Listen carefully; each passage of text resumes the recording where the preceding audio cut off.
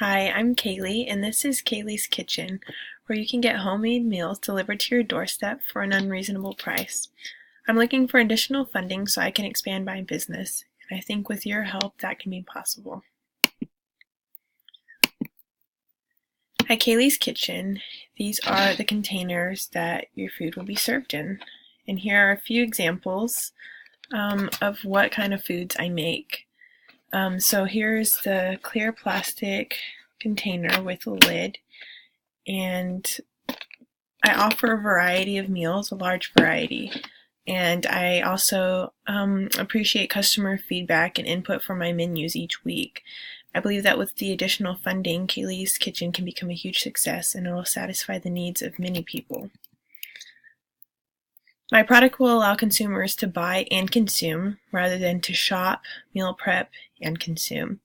I'm saving customers a lot of time, and I'm offering meals that they wouldn't find at normal fast food restaurants, such as comfort foods and things that, their mom made when they were a kid. By selling meals at a lower price when purchasing a larger quantity, consumers are more apt to buy and to buy at a larger quantity. So as you can see, my meals start at $10 and they get cheaper as you go. The cheapest that they will get is $8. Meals take less than 10 minutes to reheat, and the containers are reusable, freezable, microwavable, and dishwasher safe. In comparison to one of my main competitors, which is Swan's, meals start at $12 and increase from there. Meals take at least 30 minutes to heat and prepare, and the containers are not reusable or heat safe. My website is convenient to use, and I update it weekly. I receive the confirmation order immediately, and I'm able to inform the customers of that and ask them if they have any questions about their order. Offering delivery ensures that those that can't make it to my location still get the chance to order food and have it delivered to them. There's also an app available, and it's pictured right here.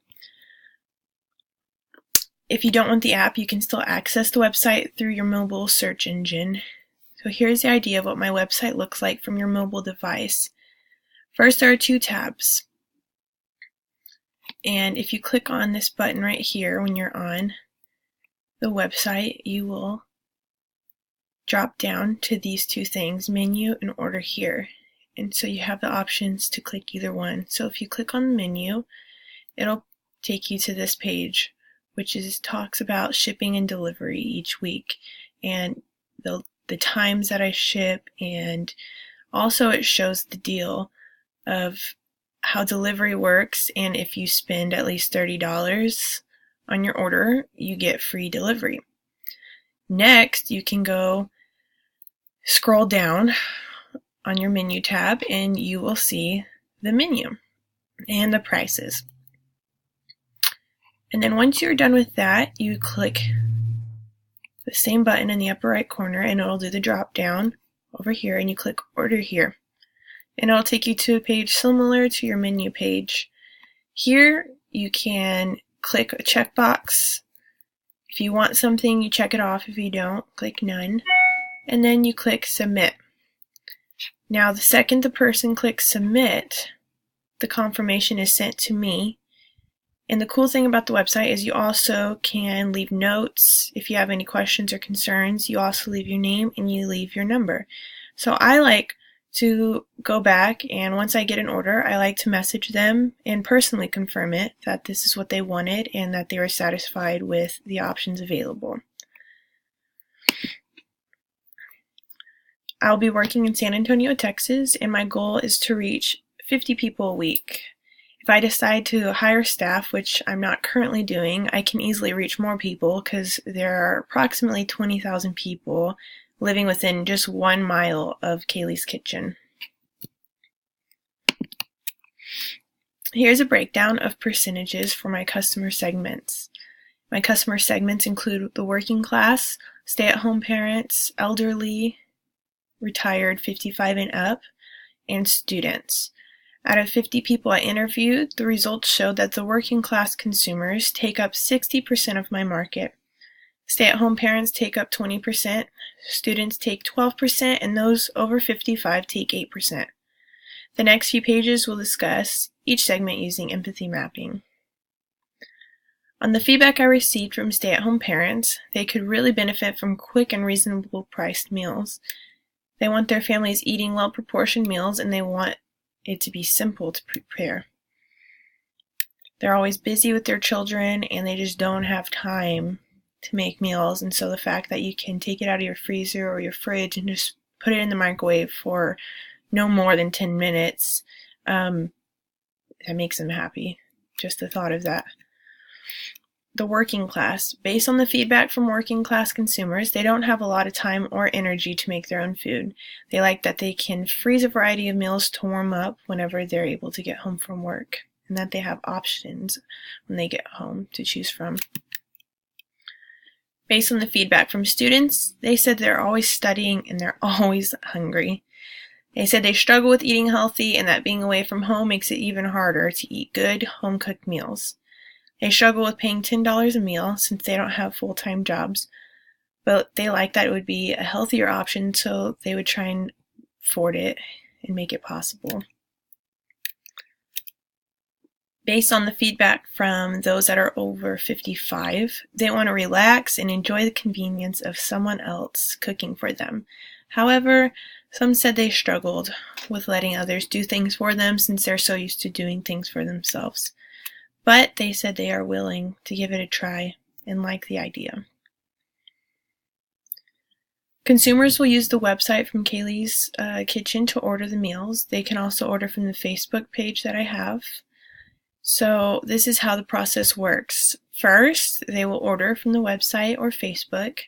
The orders are accepted and processed, which means that they've been sent to me through email or through Facebook, and that I get them and I'm able to review them and confirm that their orders have been made.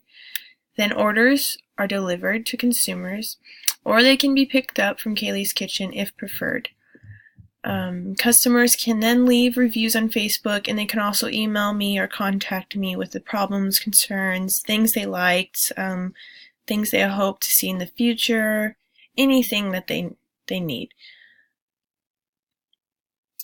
One of my favorite things about my business is I have a great way to get, keep, and grow my business. My method is to offer incentives and rewards.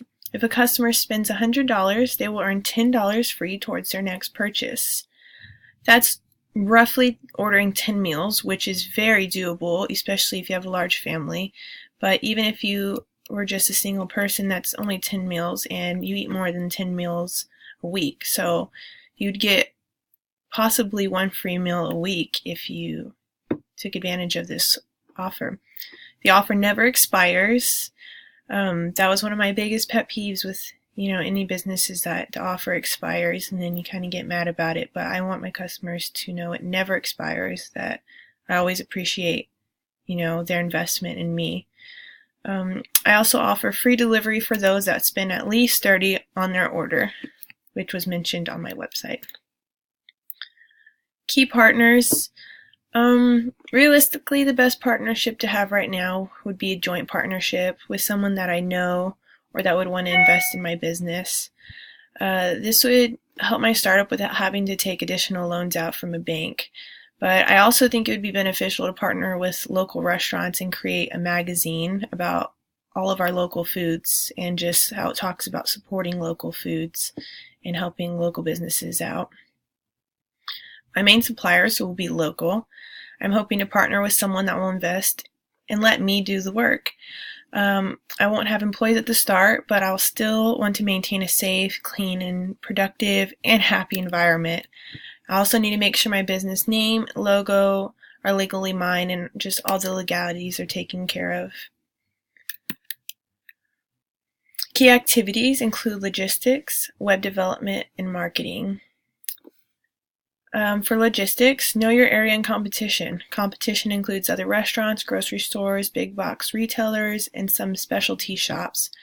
Consider ways to find attractive desired customers or to expand your territory. This may include a corporate delivery service or catering breakfasts to area schools. For web development, I need to compile a list of meals I'll offer so I can have them ready for when I update my website each week. I also need to make sure that customers like my website and feel it's easy to access and order from. Marketing, I need to make sure that my business has created successful ways for communication.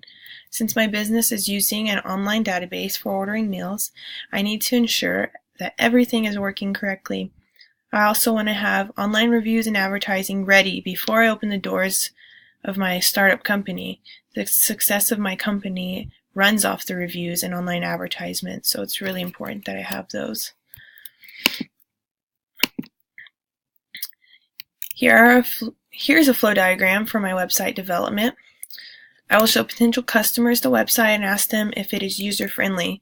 If it is, then I will leave it as is. If it's not user-friendly, I will make it more user-friendly and make more improvements and updates based on what the customers tell me, and my goal is to make them happy and want to be able to use it and to be able to use it successfully. My costs are pretty unpredictable right now. I would like to get a better idea of how many meals I'll sell in the future.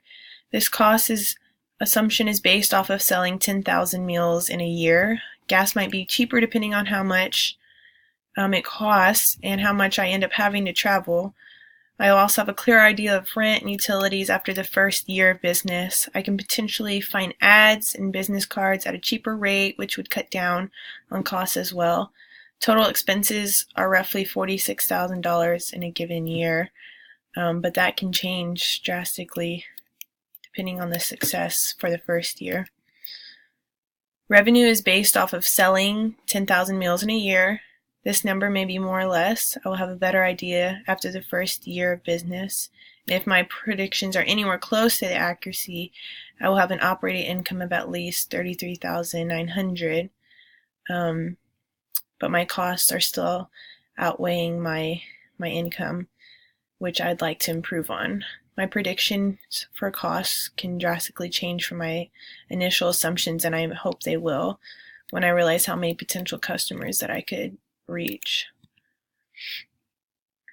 The most important metrics I thought I needed to worry about was first the total number of meals sold each quarter. It's important to know how many meals I have sold each quarter so I can make assumptions for the next quarter.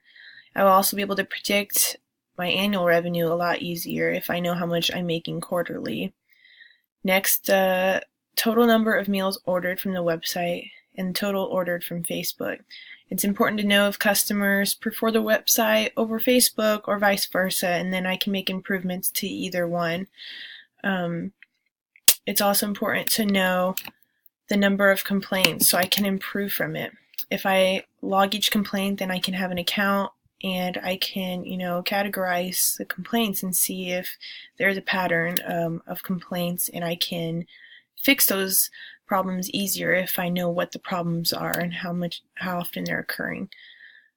I also think it's important to know how much cash is remaining at the end of the quarter, because then I can better prepare or know better how much I'm going to make in a year, and I can improve each quarter. My out-of-office research included these 4 key insights: pricing, packaging, convenience, and taste. Research showed that these are the most important factors for consumers to consider ordering meals. They want to be fairly priced and even a bit cheaper than other places. They liked that my packaging was reusable, recyclable, dishwasher safe, freeze safe, and microwavable. They also liked how convenient the meal service was and that it could be delivered and stored in the freezer for later. Lastly, they wanted to make sure that they were buying food for what the price it was worth and that it tasted good. They didn't want it to be like fast food or a TV dinner they were eating. As you can see, there are many strengths, weaknesses, opportunities, and possible threats for Kaleigh's Kitchen. The greatest strength is that my MVP is well aligned with customer needs. Because of this, I didn't have to change my initial plan much. Weaknesses is that my revenues are unpredictable.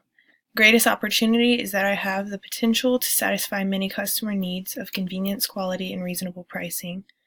The greatest threat is that there are many competitors that can keep me out of business from doing well. My canvas started off in red, went to blue, green, purple, black, and ended in pink.